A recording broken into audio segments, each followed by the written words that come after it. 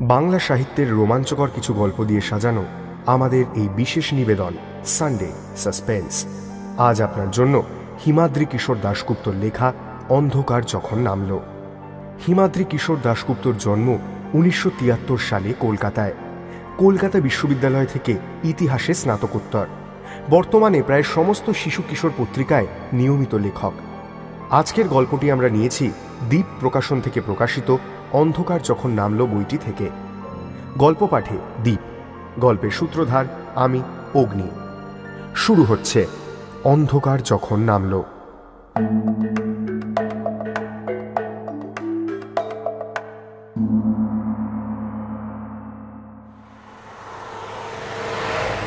Pitch রাস্তার দুপাশে কোথাও দিগন্ত বিস্তৃত ফাঁকা জমি, কোথাও আবার বুনো গাছের জঙ্গল। অনেক দূরে দূরে কখনো কখনো গ্রামের প্রান্ত দেশের দু একটা বাড়ি ঘর দেখা যাচ্ছে। শীতের দুপুর হলেও রোদ বেশ কড়া। গাড়ির ভেতর বসে বেশ একটু গরমও অনুভূত হচ্ছে। গায়ের থেকে ইতিমধ্যে সোয়েটার, জ্যাকেট এসব খুলে ফেলেছে তারা।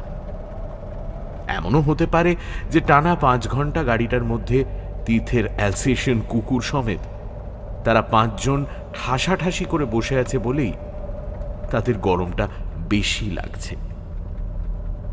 রৌনকের এই পুরনো গাড়িটাতে আবার এয়ার কন্ডিশনিং এর ব্যবস্থাও নেই। রৌনককেই এতটা পথ গাড়িটা চালিয়ে আনতে হয়েছে।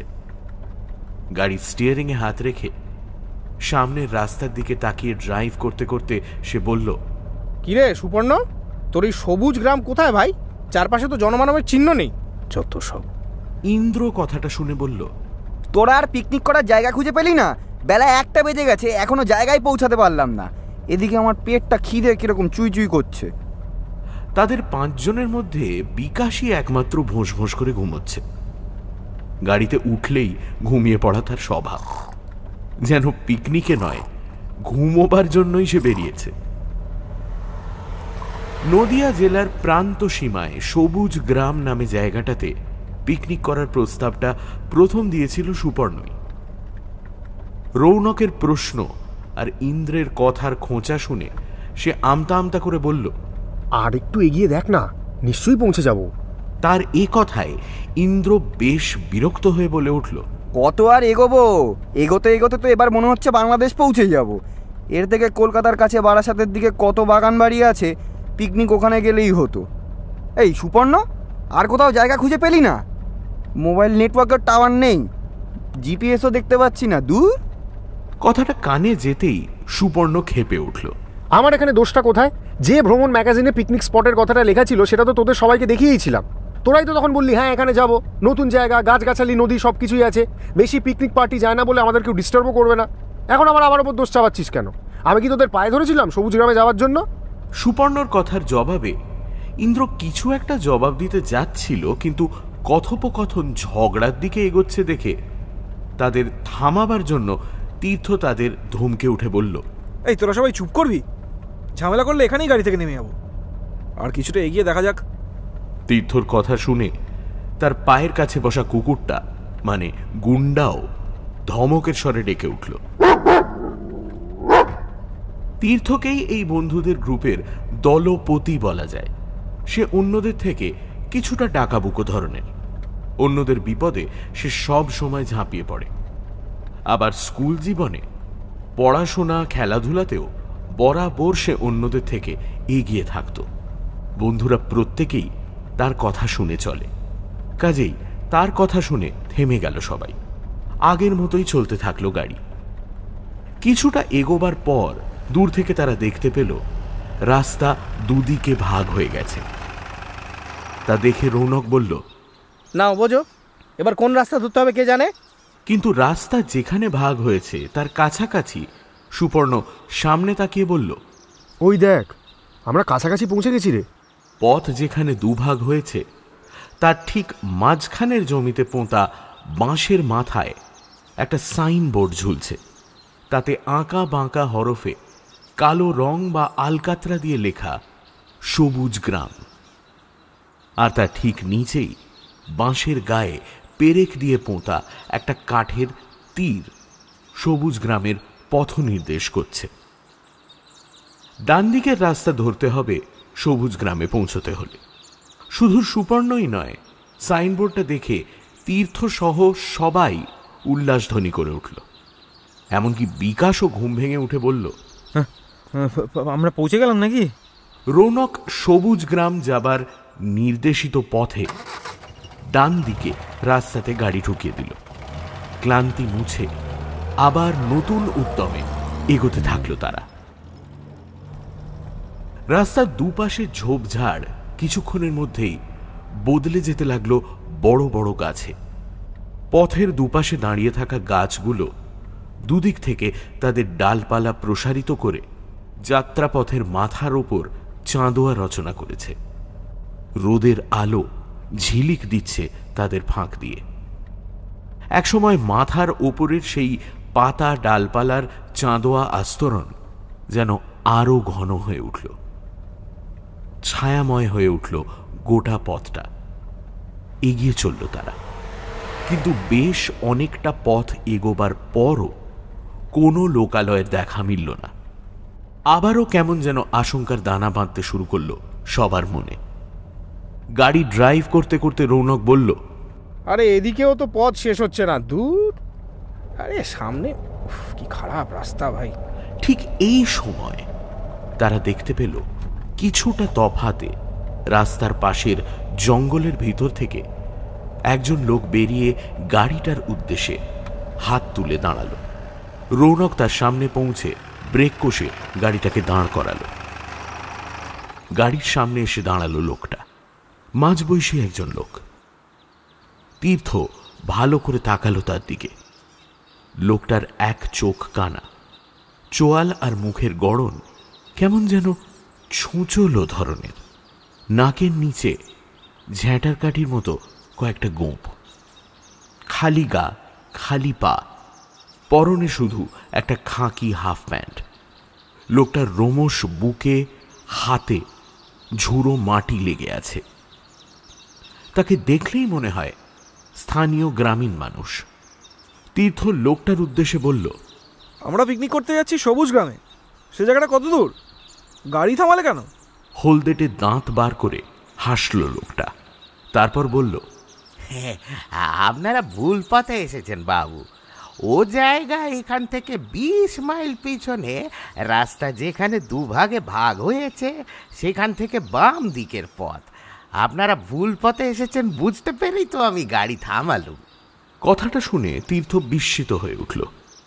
কিন্তু ওদিকে তো সাইনবোর্ডে লেখা ছিল এদিকেই সবুজ গ্রাম। লোকটার কথা শুনে আঁতকে উঠল সবাই। ভুল পথে চলে এসেছে তারা। বেলা তো প্রায় 2টো বাজতে চলেছে। গাড়ি ঘুরিয়ে কখনই বা তারা সেই পথে পৌঁছবে? তারপর রান্না বান্না করে কখনই বা খাবে?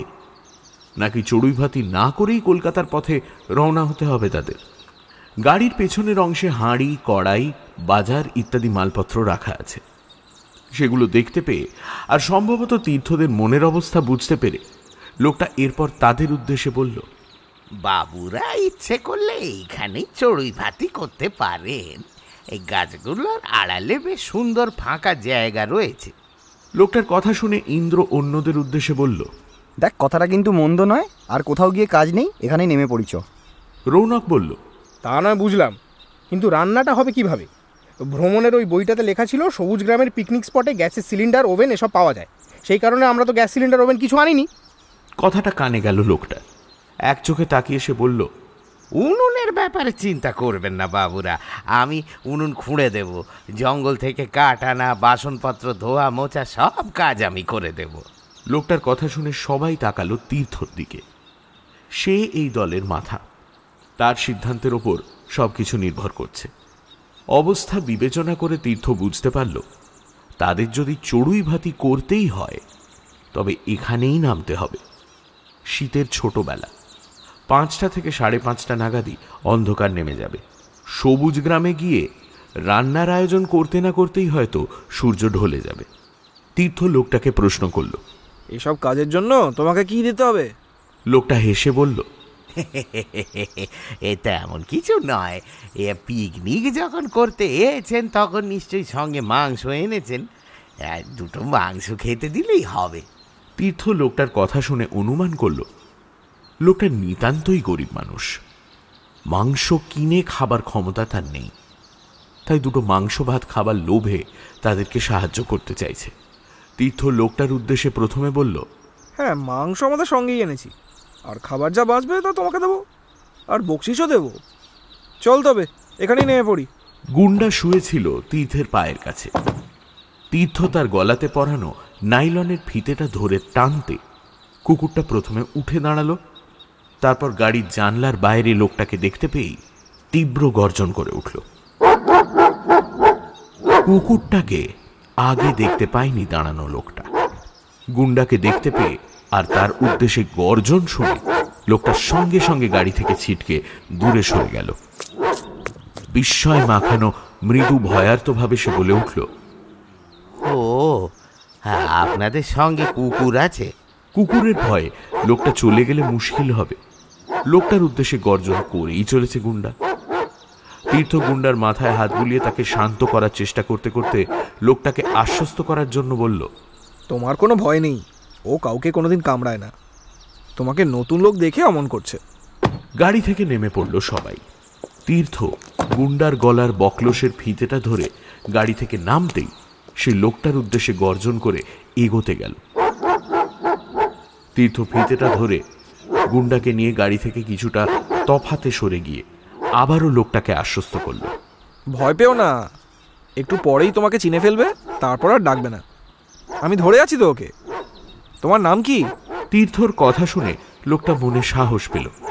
সে বলল, হ্যাঁ হ্যাঁ, ওকে বেঁধেই রাখবেন, আমি কুকুর ভয় পাই, আমার নাম বুজরুক। অন্য সবাইও গাড়ি থেকে নেমে পড়ল।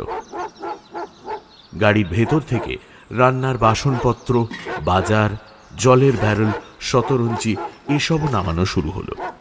গুন্ডাকে নিয়ে একপাশে দাঁড়িয়ে কাজের তদারকি করতে লাগলো তীর্থ। গুন্ডা তখনও ডেকেই চলেছে লোকটার উদ্দেশ্যে। জিনিসপত্র নামিয়ে ফেলা হলো গাড়ি থেকে। তার মধ্যে সব থেকে ভারী জিনিস হলো পলিথিনের 40 লিটারের জলের ব্যারেলটা। বিকাশ আর রৌনক মিলে ধরাধরি করে সেটা গাড়ি থেকে নামাতেই বুজরুক নামের লোকটা একাই সেটা কাঁধে তুলে নিল। তা দেখে তীর্থরা বুঝতে পারল গ্রাম্য লোকটা বেশ পরিশ্রম আর তার শরীরে শক্তিও আছে। জলের পাত্রটা কাঁধে তুলে নিয়ে ইশারাতে সে তীর্থদের অনুসরণ করতে বলল তাকে। সবাই অন্য মালপত্র নিজেদের মধ্যে ভাগ করে নিয়ে তার পেছনে এগোল। সবার পেছনে তীর্থ চলল তার কুকুরের গলার ফিতে হাতে ধরে।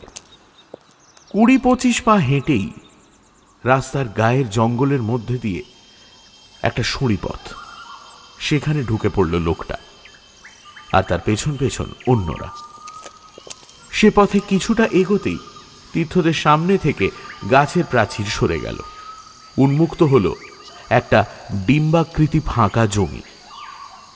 তার চারপাশের বড় বড় গাছ আর তাদের পাদদেশের ঝোপঝাড়গুলো যেন প্রাচীরের মতো ঘিরে রেখেছে মাঠটাকে।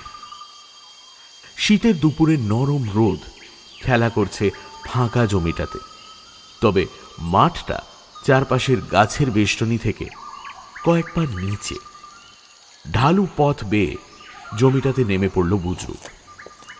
অন্যরাও নামতে থাকল। সবার শেষে নামল তীর্থ, কিন্তু গুন্ডা জমিটাতে নেমেই মাটিটা একবার শুঁকল আর তারপরেই মুখ ফিরিয়ে পিছু হটার চেষ্টা করল। সে যেন আর এগোতে চায় না। তীর্থ তার বকলসের ফিতে ধরে সামনে টানার চেষ্টা করতে লাগল। তাই দেখে থমকে দাঁড়িয়ে পড়ল অন্যরা। বুজরুকও পিছন ফিরে তাকালো তীর্থর দিকে। তীর্থর মনে হলো তাকে আর গুন্ডাকে দেখে এবার ভয় নয়, কেমন যেন একটা অদ্ভুত হাসি ফুটে উঠল বুজরুকের কাঁটার মতো গোঁফের নিচে ছুঁচল ঠোঁটে। তীর্থর উদ্দেশ্যে সে বলল, কুকুরটাকে বরং আপনি গাড়িতেই রেখে আসুন, ওকে দেখতে বাঘের মতো হলেও মনে হয় ও ভীতু, অচেনা জায়গাতে আসতে ভয় পাচ্ছে। বুজরুকের কথা শুনে সুপর্ণ ইন্দ্র হেসে ফেলল। বুজরুকের কথায় আর বন্ধুদের হাসি দেখে আঁতে ঘা লাগলো তীর্থর।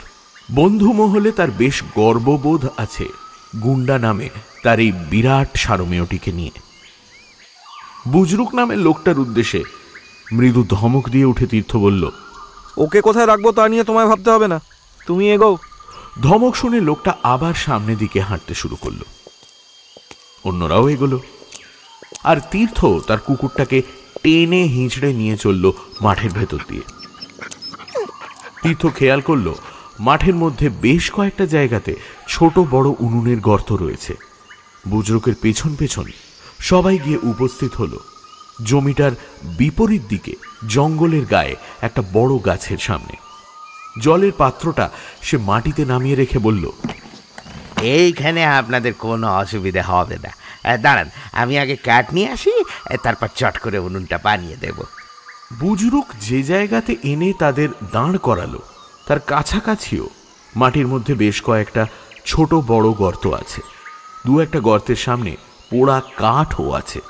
তা দেখে রৌনক লোকটাকে প্রশ্ন করল, এত উনুনের গর্ত কেন?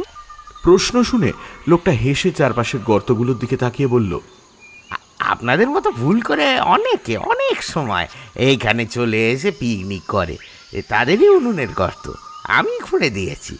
আপনাদের জন্য নতুন গর্ত খুঁড়ে দেব, নতুন গর্তে ভালো আগুন জ্বলবে। হ্যাঁ হ্যাঁ হ্যাঁ। কথাগুলো বলে জমিটার গায়ে বনের মধ্যে ঢুকে গেল বুজরুক। গাছটার কাছেই ফাঁকা জমিতে জিনিসপত্র নামিয়ে শতরঞ্চি বিছানো শুরু হয়ে গেল। কোথাও অন্য কোনো লোকজন নেই। জঙ্গল থেকে শুধু পাতা খসার খসখস শব্দ ভেসে আসছে। মাঠের ভেতরে বেশ ঠান্ডা বাতাস থাকলেও দুপুরের রোদে একটা মিঠে আমেজ অনুভূত হচ্ছে। সুপর্ণ বলল, জায়গাটা কিন্তু বেশ লাগছে, কেমন নিরিবিলি, বিরক্ত করার কেউ নেই। অন্য পিকনিক স্পটগুলোর মতো লাউডস্পিকারের কান ফাটানো অত্যাচারও নেই। বাবা। ইন্দ্র বলল, হ্যাঁ ঠিক তাই, চারপাশে জঙ্গল দেখে মনে হচ্ছে এবার আমরা সত্যিই বনভোজন করতে এসেছি। তীর্থ তাদের কথা শুনে হাসল। কিছু সময় আগে চলন্ত গাড়িতে এদের দুজনের মধ্যেই ঝগড়া বাঁধার উপক্রম হচ্ছিল। মিনিট 15 মধ্যেই শুকনো কাঠ ডালপালার বিরাট বোঝা নিয়ে বেরিয়ে এলো বুজরুক। যেখানে শতরঞ্চি বিছানো হয়েছে তার কিছুটা তফাতে মাঠের মধ্যে কাঠগুলো নামিয়ে রেখে একটা ছুঁচলো কাঠের টুকরো দিয়ে লোকটা গর্ত করার কাজ শুরু করতে যেতেই গুন্ডা তার উদ্দেশ্যে আবার ভয়ঙ্কর চিৎকার শুরু করল। তীর্থ তার গলার ফিতে খুলে দিলেই যেন সে লাফিয়ে গিয়ে পড়বে লোকটার উপর। বুজরুক একবার তাকালো গুন্ডার দিকে, তারপর মাটি খোঁড়ায় মন দিল। প্রথমে ছুঁচলো কাঠের টুকরোর কয়েকটা ঘা দিয়ে কিছুটা মাটি উঠিয়ে নিল সে। তারপর কাঠটা ফেলে দিয়ে দু হাত দিয়েই মাটি সরাতে লাগলো। তার মাটি খোঁড়ার ভঙ্গি দেখে তীর্থর মনে হলো যেভাবে কুকুর বেড়াল জাতীয় প্রাণী মাটি খোঁড়ে ঠিক সেভাবেই যেন দুহাতে মাটি খুঁড়ে চলেছে লোকটা। বুজরুকের গর্ত খোঁড়া দেখতে দেখতে আরো একটা জিনিস লক্ষ্য করলো তীর্থ। লোকটার হাতের নখগুলো বেশ বড় বড়, সেজন্যই ওইভাবে গর্ত খুঁড়তে পারছে সে। যতক্ষণ বুজরুক গর্ত খুঁড়ল ততক্ষণ ডেকেই চলল গুন্ডা। তারপর সে কেমন যেন অদ্ভুত নিশ্চুপ হয়ে গেল। গর্ত খুঁড়ে কাঠ দিয়ে উনুন সাজিয়ে ফেলল বুজরুক। বিকাশ এরপর উনুনটা ধরিয়ে ফেলল। হাতে বেশি সময় নেই, তাই শুধু মাংস ভাত রান্না হবে বলেই ঠিক হলো। চাল ধুয়ে প্রথমে ডেকচিতে ভাত বসানো হলো। তারপর শতরঞ্চিতে তাস নিয়ে আড্ডা দিতে বসলো সবাই। তীর্থ এগিয়ে গেল শতরঞ্চির দিকে, কিন্তু গুন্ডা কিছুতেই বসতে চাইল না শতরঞ্চিতে। বারবার উঠে দাঁড়িয়ে সে তাকাতে লাগলো চারদিকে। অগত্যা কিছুটা বাধ্য হয়েই তীর্থ তাকে নিয়ে গিয়ে কাছেই একটা সরু গাছের গুঁড়ির সঙ্গে বেঁধে দিয়ে এলো। তারপর অন্যদের পাশে বসলো। তীর্থ শতরঞ্চিতে বসতেই বুজরুক তাদের সামনে এসে দাঁড়ালো। দাঁত বার করে সে বলল, বাবুরা তালের রস খাবেন? খাঁটি তালের রস। রৌনক জানতে চাইল, তালের রস তুমি কোথায় পাবে? জঙ্গলের মধ্যে আছে, আমি হাঁড়ি ঝুলিয়েছি, কিনতে হবে না, আনি। তীর্থরা সবাই শহুরে মানুষ, তালের রসের কথা শুনলেও তা চোখে দেখার সৌভাগ্য হয়নি। কাজেই রৌনক বলল, যাও আনো দেখি কেমন খেতে। তাদের সম্মতি পেয়ে বুজরুক জঙ্গলে ঢুকে কিছুক্ষণের মধ্যেই একটা মাটির হাঁড়ি নিয়ে বেরিয়ে এসে সেটা রাখল তীর্থদের সামনে। হাঁড়িতে ফেনা ওঠা তালের রস, ঝাঁঝালো মিষ্টি গন্ধ বেরোচ্ছে। তীর্থ একটা প্লাস্টিকের গ্লাসের রস ঢেলে নিয়ে চাখল। স্বাদটা তার ভালো লাগলো না, কিন্তু অন্য তিনজনের বেশ লাগলো তালের রস। ধীরে ধীরে তারা হাঁড়ি শেষ করে ফেলল। এরপর তারা তাস আর আড্ডায় মাতল। সূর্য দ্রুত এগোতে লাগলো বিকেলের দিকে। গল্প করতে করতে কখন যে ভাত ফুটে গেছে তা খেয়ালই ছিল না তীর্থদের। বুজরুকের কথাতে সংবিত ফিরে এলো তাদের। বাবু, চাল রান্না হয়ে গেছে। তীর্থ দেখল ঘড়িতে কখন যেন 4:30 বেজে গেছে।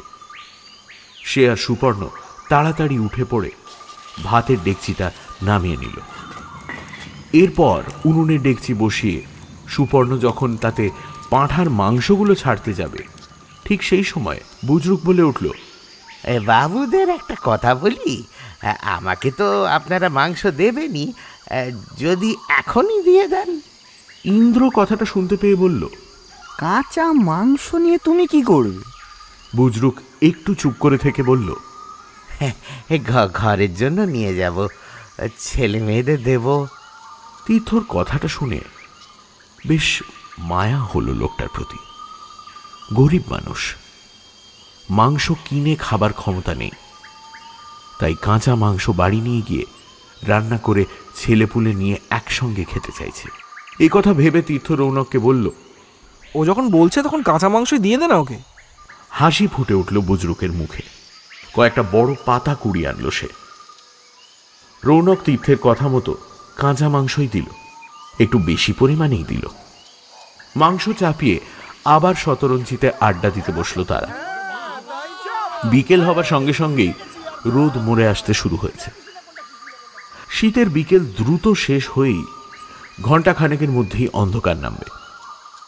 মাংস রান্না হয়ে গেলেই খাওয়া সেরে তারা রওনা হয়ে যাবে কলকাতার দিকে। বিকাশ বলল, এই জায়গাটাতে যদি বেলা থাকতে থাকতে আসা যেত, তবে জঙ্গলের মধ্যে একটু ঘোরাও যেত। নিজেদের মধ্যে নানা ধরনের গল্প, হাসি মশকরা চলতে লাগলো। একসময় ধীরে ধীরে মাংসর গন্ধ ছড়াতে শুরু করলো। তখন মাংস রান্না প্রায় হয়ে এসেছে। হঠাৎ যেন বেশ কিছুক্ষণ নিশ্চুপ থাকার পর কুকুরটা আবার ডাকতে শুরু করলো। না, ঠিক গর্জনের মতো ডাক নয়, অদ্ভুত একটা গোঙানির মতো শব্দ শুরু করতে লাগলো সে। গুন্ডাকে এমন ভাবে আগে কোনো দিন ডাকতে শোনেনি তীর্থ, কিন্তু কুকুরটা একইভাবে ডেকে চলল। গুন্ডার ডাকে মাঝে মাঝে আড্ডায় ছেদ পড়তে লাগলো। তীর্থ বুঝতে পারল গুন্ডার আচরণে স্পষ্ট বিরক্ত বোধ করছে বন্ধুরা। রৌনক একসময় তীর্থকে বলেই ফেলল, বাবা এ ভাই, তুই আমার থেকে গাড়ির চাবিটা নিয়ে ওকে গাড়িতে রেখে দিয়ে প্লিজ। আর তো ঘন্টাখানেকের ব্যাপার মাত্র, কোনো কারণে ওর এই জায়গাটা পছন্দ হচ্ছে না। হ্যাঁ, সেটাই ভালো। ও যেমনভাবে চেঁচাচ্ছে তাতে শান্তিতে থাকতে দেবে না। রান্না তো প্রায় হয়েই এলো, সামান্য সময় ও ঠিক গাড়িতে থাকতে পারবে। কুকুরটাকে গাড়িতে রেখে আসবার জন্য রৌনকের থেকে গাড়ির চাবিটা চেয়ে নিয়ে শতরঞ্জি ছেড়ে উঠে দাঁড়ালো তীর্থ। বুজরুক মাঠের মধ্যে হেঁটে বেড়াচ্ছে। তার দিকে একবার তাকিয়ে নিয়ে তীর্থ গুন্ডার কাছে গিয়ে গাছের গা থেকে তার ফিতেটা খুলে নিল। তারপর গুন্ডাকে নিয়ে মাঠ পেরিয়ে উল্টো দিকে গাছের আড়ালে রাস্তায় যেখানে গাড়িটা রাখা আছে সেদিকে যাবার জন্য এগোলো। গুন্ডা চিৎকার থামিয়ে এগোলো তার সঙ্গে। সন্দিগ্ধভাবে মাঠের চারপাশে তাকাতে তাকাতে জমি শুকতে শুকতে এগোতে লাগলো সে। মাঠে ঠিক মাঝখানে পৌঁছে হঠাৎ থমকে দাঁড়িয়ে পড়ে দাঁত বের করে গড়গড় করে উঠল গুন্ডা। কিছুটা তফাতেই একটা উনুনের গর্ত, সেদিকে তাকিয়ে দাঁড়িয়ে পড়েছে সে। ভালো করে গর্তটার দিকে তাকিয়ে তীর্থর একটা জিনিস চোখে পড়ল। গর্তর ঠিক মুখটাতেই এক টুকরো কাঁচা মাংস পড়ে আছে। বুজরুক মাঠে ঘুরে বেড়াচ্ছে, তার কাছ থেকেই নিশ্চয়ই অসাবধানতায় মাংসটা খসে পড়েছে গর্তের মুখে। এ কথা ভেবে নিয়ে গর্তটার পাশ কাটিয়ে গুন্ডাকে নিয়ে তীর্থ এগোল। জঙ্গলের আড়ালে সূর্য ঢলতে শুরু করেছে, দিনের আলো দ্রুত ফুরোতে চলেছে। বেশ কিছুটা জমি পেরোবার পর রাস্তার কাছাকাছি জঙ্গলের গায়ের প্রায় সামনে পৌঁছে আবারও একটা গর্তর দিকে তাকিয়ে থমকে দাঁড়িয়ে পড়ে ঠিক আগের মতোই গর্জে উঠল গুন্ডা। সেই গর্তটার দিকে তাকিয়ে এবার সত্যি বেশ আশ্চর্য হলো তীর্থ। এই গর্তটার মুখেও কাঁচা মাংসর টুকরো। তবে কি বুজরুক নিজেই মাঠের মধ্যে ঘুরে বেড়াতে বেড়াতে মাংসর টুকরো ছড়াচ্ছে? লোকটা পাগল নাকি? অদ্ভুত লোক তো। তীর্থ তাকালো তার বেশ কিছুটা দূরে মাঠের মাঝখানে তার দিকে পিছন ফিরে ঘুরতে থাকা বুজরুকের দিকে। হাত দুটো স্পষ্ট দেখা যাচ্ছে তার, খালি হাত। যাকে সে তার ভাগের মাংস নিয়ে যা করছে করুক। এ কথা ভেবে নিয়ে তীর্থ এরপর মাঠ ছেড়ে উঠে সুড়িপথ ভেঙে এগুলো রাস্তার দিকে। গাড়ির দরজা খুলতেই এক লাফে ভেতরে ঢুকে পড়ল গুন্ডা। গাড়ির একটা জানলার কাঁচ কিছুটা নামিয়ে দরজা বন্ধ করে ফেরার পথ ধরল তীর্থ। সে যখন মাঠে নামল তখন সূর্য বনের আড়ালে চলে গেছে। অন্ধকার নামার আগেই খাওয়া সেরে মালপত্র গুছিয়ে তাদের ফিরতে হবে। তীর্থ তাই দ্রুত এগোলো মাঠের অন্য প্রান্তে তার বন্ধুদের দিকে। সে যখন তার বন্ধুদের কাছে পৌঁছল তখন মাংস রান্না হয়ে গেছে। উনুনের ওপর মাংসর ডেকচিতে খুন্তি নাড়াবার পর বিকাশ সেটা শতরঞ্চির কাছে নামিয়ে আনছে। কিছুটা তফাতে উবু হয়ে বসে আছে বুজরুক। তীর্থর একবার মনে হলো মাংস ফেলার ব্যাপারটা সম্বন্ধে প্রশ্ন করে লোকটাকে, কিন্তু এরপরেই তার মনে হলো ব্যাপারটা তার বন্ধুদের কানে গেলে হয়তো তারা পয়সা দিয়ে কেনা দামি মাংস এভাবে নষ্ট করার জন্য ঝামেলা বাঁধিয়ে দেবে বুজরুকের সঙ্গে। বাসনপত্র তো মাজিয়ে নিতে হবে লোকটাকে দিয়ে।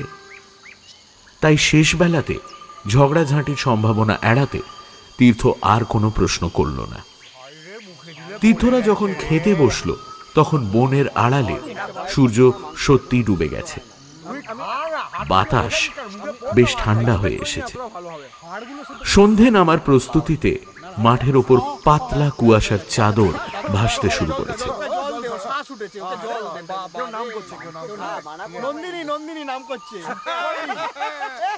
বেশ তৃপ্তি করেই মাংস ভাত খেলো সবাই মিলে। খাওয়া শেষ করে যখন তারা উঠে দাঁড়ালো তখন সন্ধে নামতে চলেছে। তীর্থ বলল, চলো এবার তাড়াতাড়ি ফিরতে হবে আমাদের।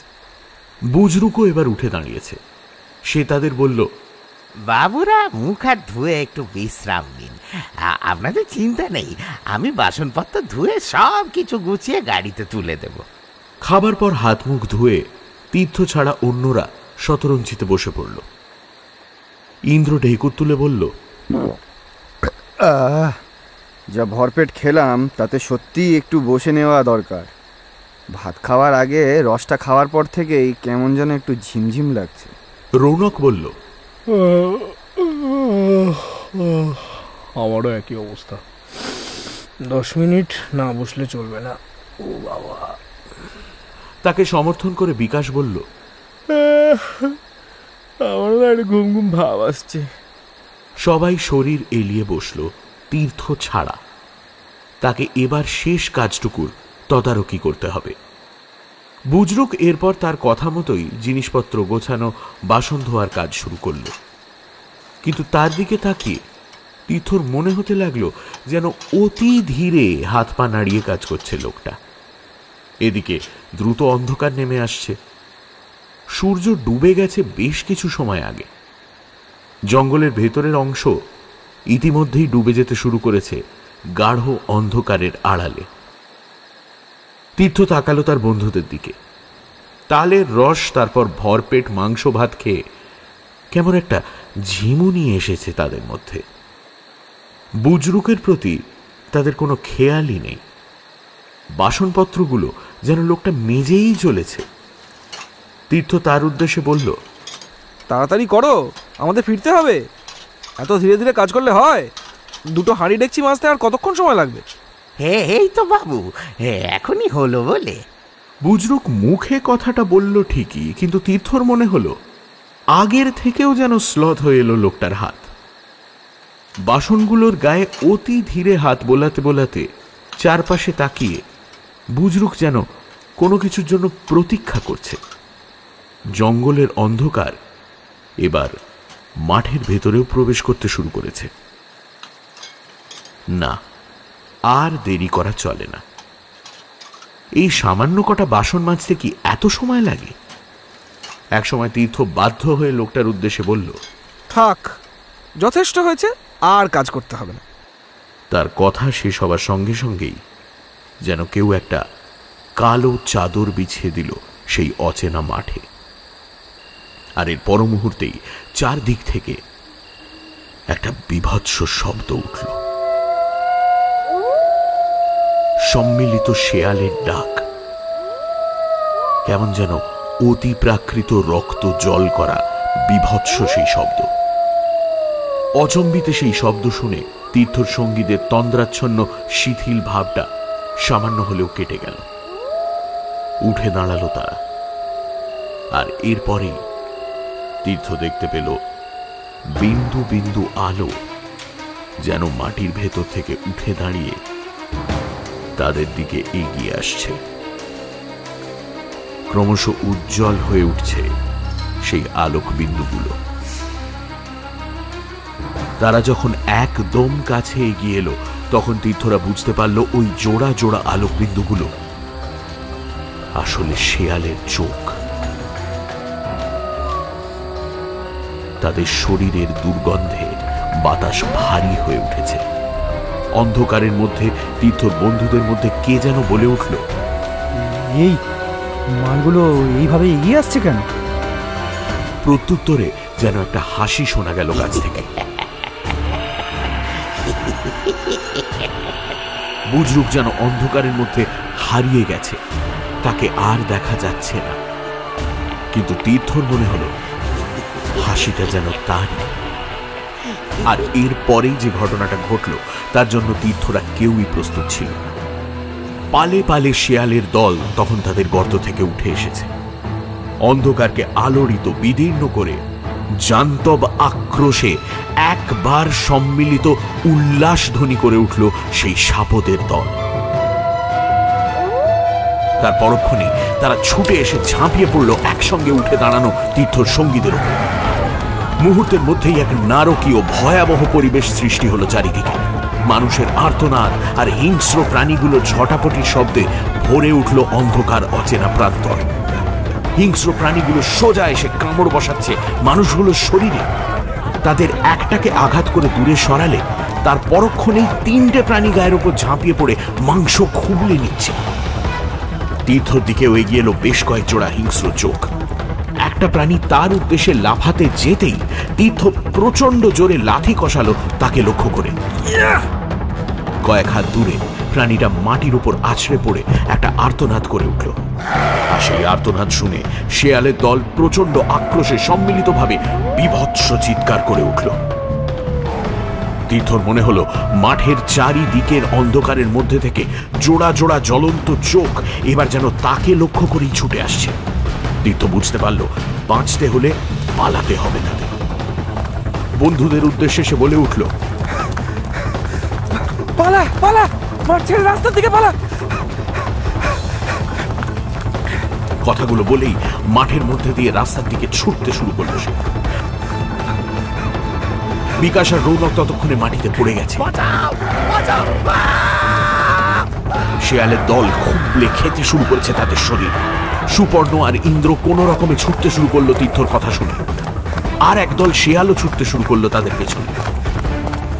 মাঝ মাঠে পৌঁছে একটা গর্তের মধ্যে পা ঢুকে মাটিতে পড়ল সুপর্ণ। মুহূর্তের মধ্যে মৌমাছির পালের মতো তার উপর ঝাঁপিয়ে পড়ল পেছন থেকে ছুটে আসা শেয়ালের একটা দল। সুপর্ণ কোনো আর্তনাদ করার সুযোগও পেল না, আর বাকিরা ছুটে চলল তীর্থর আর ইন্দ্রর পেছনে। প্রথমে ছুটছে তীর্থ, তার কিছুটা তফাতে ইন্দ্র, আর তার পেছনে উন্মত্ত হিংস্র শেয়ালের দল। তীর্থ যখন মাঠ ছেড়ে ওপরে উঠে জঙ্গল ভেঙে রাস্তার দিকে ছুটে যাচ্ছে, তখন ইন্দ্র শেষ আর্ত চিৎকার শুনতে পেল তীর্থ। সে বুঝতে পারল হিংস্র প্রাণীগুলো ধরে ফেলল ইন্দ্রকে। তীর্থ এও বুঝতে পারল যে ইন্দ্রকে সাহায্য করতে যাওয়ার চেষ্টা বৃথা। খালি হাতে এই উন্মত্ত হিংস্র প্রাণীগুলোর সঙ্গে লড়াই করতে গেলে তাকেও ছিঁড়ে খাবে তারা। তাই তীর্থ পেছনে না ফিরে ঝোপ জঙ্গল ভেঙে ছুটে চলল রাস্তার দিকে। কোন রকমে রাস্তায় পৌঁছে দেখল তাদের গাড়িটা একই জায়গাতে রয়েছে। এক ছুটে গাড়ির কাছে পৌঁছে গেল তীর্থ। তাকে দেখেই ডেকে উঠল গুন্ডা। তীর্থর কাছেই গাড়ির চাবি ছিল। কোন রকমে দ্রুত চাবি দিয়ে গাড়ির দরজা খুলে ফেলল সে। তীর্থ যখন ভেতরে ঢুকতে যাচ্ছে, ঠিক তখনই পেছনে একটা অস্পষ্ট শব্দ শুনে পেছনে তাকিয়ে সে দেখল তার গাড়ির দিকে এগিয়ে আসছে একজন মানুষ। সম্ভবত লোকটা তার পেছনেই ছুটে এসেছে। অন্ধকার হলেও তার অবয়ব দেখে তাকে চিনতে অসুবিধা হল না তীর্থর। বুজরুক। সেও কি তবে শেয়ালদের তাড়া খেয়ে পালিয়ে এলো, নাকি অন্য কোনো ব্যাপার? গাড়িতে উঠতে গিয়ে তার দিকে তাকিয়ে থমকে দাঁড়িয়ে পড়ল তীর্থ। লোকটা গাড়ির আরো কাছে এগিয়ে এলো। তীর্থর মনে হলো কানা বুজরুকের একটা চোখ যেন শেয়ালগুলোর চোখের মতোই জ্বলছে। আর এরপরেই প্রভুকে বাঁচানোর জন্য খোলা দরজা দিয়ে নেমে পড়ল গুন্ডা। বিশাল কুকুরটা তীর্থকে পাশ কাটিয়ে তীর বেগে ছুটে গিয়ে বিজাতীয় আক্রোশে গর্জন করে লাফ দিল বুজরুককে লক্ষ্য করে। অত বড় কুকুরটা লাফ দিয়ে তার বুকের ওপর পড়তেই তাল সামলাতে না পেরে বুজরুক মাটিতে পড়ে গেল। তার গলা থেকেও বেরিয়ে এলো একটা চিৎকার। তবে সেই চিৎকার মানুষের নয়, শেয়ালের ডাক। আর সেই চিৎকার করা মাত্রই তার জবাবে সেই মাঠের দিক থেকে ভেসে এলো অনেকগুলো শেয়ালের রক্ত জল করা চিৎকার।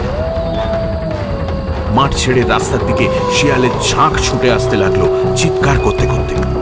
ব্যাপারটা বুঝতে পেরে তীর্থ আর সময় নষ্ট না করে গাড়ির ভেতর উঠে দরজা বন্ধ করে চাবি দিয়ে ইঞ্জিন স্টার্ট করে গাড়ির হেডলাইট জ্বালিয়ে দিল। আর সেই আলোতে তীর্থ গাড়ির ভেতর থেকে দেখল প্রবল বিক্রমে লড়ে চলেছে গুন্ডা। তবে যার সঙ্গে সে মরণপণ লড়াইতে অবতীর্ণ হয়েছে সে কোনো মানুষ নয়, বিরাট বড় একটা শেয়াল। তারা দুজনেই আঁচড়ে কামড়ে পরস্পরকে ছিঁড়ে টুকরো টুকরো করার চেষ্টা করছে। আর এরপরেই সেখানে এসে হাজির হয়ে গেল সেই শেয়ালের দল। জোড়া জোড়া হিংস্র জ্বলন্ত চোখ। তাদের একদল ঝাঁপিয়ে পড়ল লড়তে থাকা কুকুরটার উপর, আর একদল চারপাশ থেকে ঝাঁপিয়ে পড়তে লাগলো গাড়ির উপর, কাঁচ ভেঙে তীর্থকে বাইরে টেনে নামিয়ে ছিঁড়ে ফেলার জন্য। তাদের শরীরের আঘাতে থরথর করে কাঁপতে শুরু করলো গাড়িটা। কয়েকটা শেয়াল লাফিয়ে উঠল গাড়ির বনেটে। তাদের হিংস্র দাঁত আর তীর্থের শরীরের মধ্যে শুধু একটা কাঁচের চাদরের ব্যবধান। গাড়িটাকে গিয়ারে দিয়ে শক্ত হাতে স্টিয়ারিং ধরে অ্যাক্সেলারেটরে চাপ দিল তীর্থ। প্রাণীগুলো ছিটকে পড়ল গাড়ির উপর থেকে। তীর্থ সামনের রাস্তা ধরে তীর বেগে ছুটিয়ে দিল গাড়ি। সেই মাঠে পড়ে রইল তার চার বন্ধু, রৌনক, ইন্দ্র, বিকাশ, সুপর্ণ আর সেই হিংস্র শেয়ালের দল।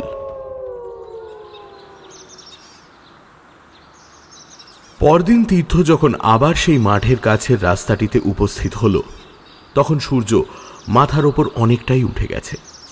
গত রাতে রাস্তা ধরে এগিয়ে শেষ পর্যন্ত একটা গ্রামে পৌঁছে গেছিল তীর্থ। রাতে আর এই জায়গাতে ফিরে আসার মতো পরিস্থিতি তার ছিল না। আতঙ্ক কাটিয়ে একটু সুস্থ হতেই অনেক সময় লেগেছিল তার। সকাল হতেই একদল গ্রামবাসী প্রথমে তাকে থানায় নিয়ে গেছিল। সেখান থেকে পুলিশের গাড়ি নিয়ে এ জায়গায় আসতে বেলা প্রায় 10টা হয়ে গেছে। গ্রামবাসীদের নিয়ে তীর্থর গাড়ি আর পুলিশের গাড়িটা এসে ঠিক সেই জায়গাতে দাঁড়ালো যে জায়গাতে গতকাল ছিল তীর্থদের গাড়িটা। তীর্থ সমেত সবাই গাড়ি থেকে নেমে প্রথমেই দেখতে পেল রাস্তার একপাশে ছিন্ন ভিন্ন হয়ে পড়ে আছে গুন্ডার মৃতদেহ। শিয়ালের দল ছিঁড়ে টুকরো টুকরো করেছে গুন্ডাকে। গ্রামবাসী বা পুলিশের কাছে তীর্থ সব কথা বললেও পাছে তারা তাকে পাগল ভাবে, সেই জন্য সেই ভয়ঙ্কর কথাটা বলেনি তীর্থ। সে তাদের বলেনি যে তার চোখের সামনে বুজরুক নামের সেই কানা লোকটাকে শিয়ালে পরিণত হতে দেখেছে সে।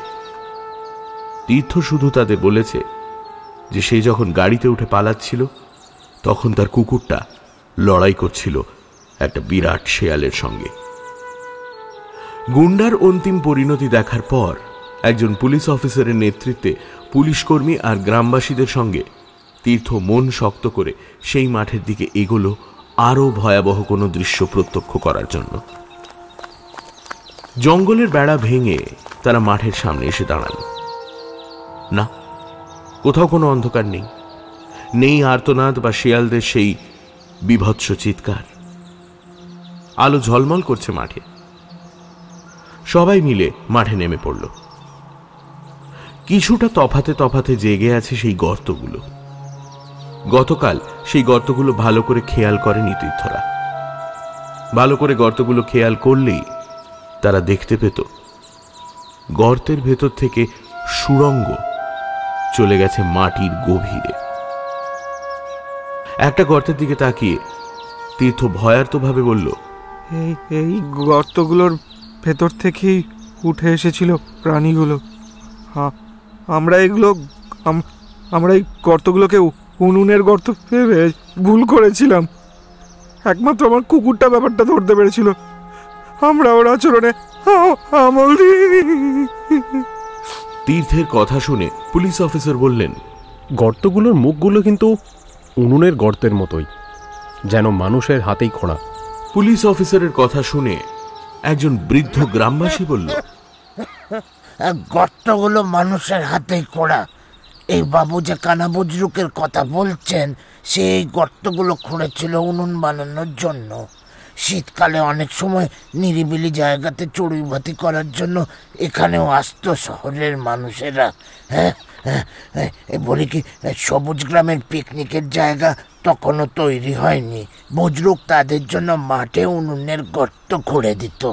সেই গর্তগুলোর মধ্যেই সুড়ঙ্গ তৈরি করে বাসা বানিয়েছিল শেয়ালের দল।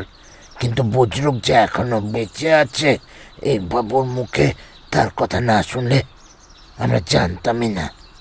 মাঠের অপর প্রান্তে, যেখানে তীর্থরা শতরঞ্চি বিছিয়ে পিকনিক করছিল, সেদিকে এগোতে এগোতে পুলিশ অফিসার লোকটার কথা শুনে প্রশ্ন করলেন, লোকটা যে বেঁচে আছে তা জানতেন না কেন? চলতে চলতেই সেই গ্রামবাসী বলল, এই জায়গাতে একটা ঘটনা ঘটেছিল বেশ কয়েক বছর আগে। শুধু শীতের সময় এখানে লোকজন পিকনিক করতে আসতো। বুজরুক তাদের জন্য প্রত্যেকবার নতুন উনুনের গর্ত খুঁড়ে দিত, কারণ শীত শেষ হলেই গর্তের মধ্যে বাসা বাঁধত শেয়ালের দল। বুজরুক ব্যাপারটা জানতো। সেবার শহর থেকে একটা বাস ভর্তি করে এখানে পিকনিক করতে এসেছিল একদল উচ্ছৃঙ্খল যুবক। বুজরুক তাদের জন্য উনুনের গর্ত খুঁড়েছিল, কিন্তু কিভাবে যেন সেই ছেলে ছোকরার দল বুঝতে পেরেছিল যে মাঠের অনেক গর্তের মধ্যে শিয়াল থাকে। শিয়াল এমনিতে ভীতু প্রাণী, দিনের বেলা তারা বাইরে বেরোয় না। গর্তে শিয়াল আছে বুঝতে পেরে নিষ্ঠুর মজা করার জন্য সেই অসভ্য লোকগুলো গরম জল ঢালতে থাকলো গর্তগুলোর ভেতর। আতঙ্কিত নিরীহ প্রাণীগুলো পুড়ে যাওয়া অবস্থাতে গর্ত থেকে বাইরে বেরিয়ে ছোটাছুটি করতে লাগলো, আর তা দেখে আমোদ পেতে লাগলো নিষ্ঠুর লোকগুলো। তারপর বনভোজন করে ফিরে গিয়েছিল তারা। ওই ঘটনার পর থেকে কানা বুজরুককে আর কেউ কোনোদিন দেখেনি। সে সময় একটা খবর অবশ্য উঠেছিল, বুজরুক বারবার নিষেধ করা সত্ত্বেও যখন সেই শয়তান মানুষগুলো জল ঢালা থামালো না, তখন নাকি বুজরুক ওই অসহায় নিরীহ প্রাণীগুলোর ওপর লোকগুলোর অত্যাচার আর সহ্য করতে না পেরে একটা লোক যেই না শিয়ালের গর্তে গরম জল ঢালতে যাবে, সেই গরম জল লোকটার গায়ে ঢেলে দিয়েছিল। আর তারপরেই নাকি লোকগুলো বুজরুককে পিটিয়ে মেরে মাঠের কোথাও পুঁতে দিয়েছিল তার দেহ। গল্পটা শুনে পুলিশ অফিসার বললেন, কিন্তু এই ভদ্রলোকের কথায় যখন জানাই যাচ্ছে যে বুজরুক বেঁচে আছে, তখন তাকে খুঁজে বের করা দরকার। তার থেকে জানতে হবে কেন এমন ঘটল। তীর্থরা পৌঁছে গেল সেই নির্দিষ্ট জায়গাতে। শতরঞ্চিটা আগের মতোই একই জায়গায় মাটির উপর বিছানো আছে। জিনিসপত্রগুলোও ছড়িয়ে ছিটিয়ে পড়ে আছে। কিছুটা তফাতে বুজরুকের খোঁড়া তীর্থদের উনুনের গর্তটাও আছে, কিন্তু তীর্থর সঙ্গীদের কোনো চিহ্ন নেই। অফিসার বললেন, শিয়ালের দল লোকগুলোকে খেয়ে ফেলেছে নাকি? চারপাশে খুঁড়ে দেখো যদি তাদের কোনো চিহ্ন মেলে, আর দেখো ওই বুজরুক কোথাও লুকিয়ে আছে কিনা। তীর্থ আর পুলিশ অফিসার দাঁড়িয়ে রইলেন শতরঞ্চির কাছে, আর অন্য পুলিশ কর্মী আর গ্রামবাসীরা তল্লাশি শুরু করলো মাঠ আর তার পাশের জঙ্গলে। বেশ অনেকক্ষণ ধরে খোঁজ করার পর পুলিশ কর্মী আর গ্রামবাসীরা আবার তীর্থদের কাছে ফিরে এলো। না, মাঠ বা জঙ্গল কোথাও তীর্থের সঙ্গীদের বা বুজরুকের চিহ্ন মেলেনি। অফিসার বললেন, তাহলে এখানে থেকে আর কোনো লাভ নেই, চলুন থানায় ফিরে যা ব্যবস্থা নেবার নিতে হবে। অগত্যা ফেরার জন্য পা বাড়াতে যাচ্ছিল সবাই। ঠিক সেই সময় একটা অস্পষ্ট শব্দ ভেসে এলো শতরঞ্চিটার কাছ থেকে।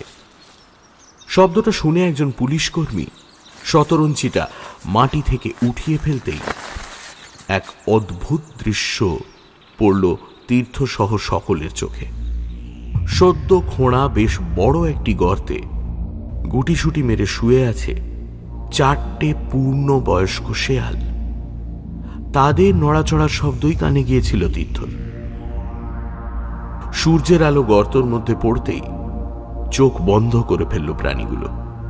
তাদের মধ্যে কোনো হিংস্রতা নেই, বরং এতগুলো মানুষের কণ্ঠস্বর শুনে কাঁপতে লাগলো ভীরু প্রাণীগুলো। বেশ অসহায় দেখতে লাগছিল তাদের। কিছুক্ষণ তাদের দেখার পর গর্তটার উপর আবার শতরঞ্চি ঢাকা দিয়ে দেওয়া হলো। সেই জায়গাটা ছেড়ে তীর্থদের উনুনের গর্তটার পাশ দিয়ে হেঁটে ফেরার পথ ধরল সবাই। তীর্থরা যদি সেই উনুনের গর্তটা ভালো করে খেয়াল করত, তবে বুঝতে পারত সেই গর্তটাও সুড়ঙ্গের আকার নিয়েছে। তার গভীর অন্ধকারে, যেখানে সূর্যের আলো প্রবেশ করছে না, সেখানে শুয়ে তীর্থদের কথাবার্তা শুনছিল একটা কানা শেয়াল। মনে মনে সে বলছিল, শেয়ালের সংখ্যা আরো 4টে বাড়ল। আবারও নিশ্চয়ই পথ ভুল করে মানুষ আসবে এখানে, যেমন আসে। বাড়তে থাকবে শেয়ালের সংখ্যা, যেমন বেড়ে চলেছে। তারপর একদিন আমরা দিনের আলোতেই গর্ত ছেড়ে বেরিয়ে ঝাঁপিয়ে পড়ব মানুষদের ওপর। টুকরো টুকরো করে ছিঁড়ে ফেলব নিষ্ঠুর পৃথিবীর নিষ্ঠুর মানুষগুলোকে।